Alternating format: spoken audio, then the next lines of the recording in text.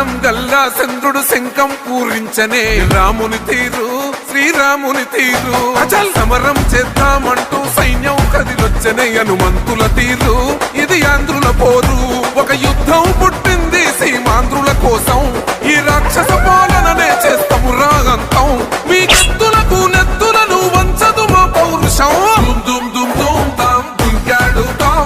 దుమ్ములేస్తుంటే పసుపు చెండెగరేస్తాం దుమ్ దుమ్ దుమ్ దుమ్ తాం దుంకాడుతాం జనగర్జనతో చంద్రన్న గెలుపును చూస్తాం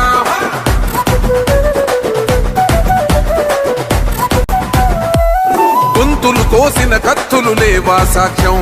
విలవిలలాడుతూ పోయింది రమా ప్రాణం